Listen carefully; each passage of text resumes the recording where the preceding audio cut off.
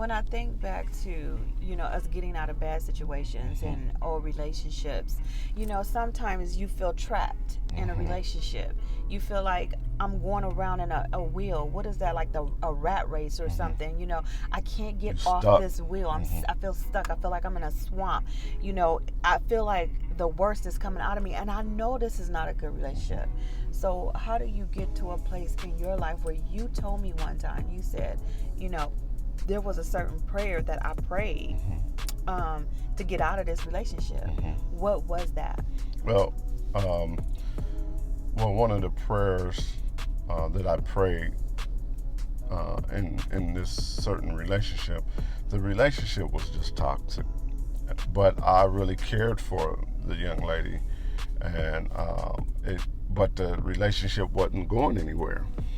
And we would argue all the time, and she would cuss me out and call me all kind of names. And I'm like, man, there's something better for me. It's gotta be. And I kept on just just trying to figure this thing out, but wanted to be out of the relationship because of the toxic that was going on in this relationship.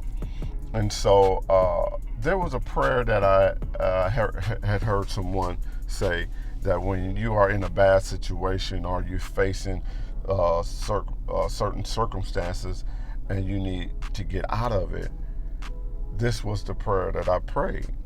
And that prayer was, Lord, make a way of an escape. Simple as that. And when God had opened the door for me to get out the relationship, I Yes. stayed out. Come I on. got out and I stayed out because I did not want that relationship uh, that was tearing me down as a person, and there was no respect in the relationship. So uh, I prayed and I asked God, Lord, make a way and escape. And when He opened that door, and like many of us don't do, we run out the door, but then we run back. But what I did, I ran out the door and I stayed out. Come on. And so that was the prayer that I prayed. Lord, make a way and escape for me. Yes.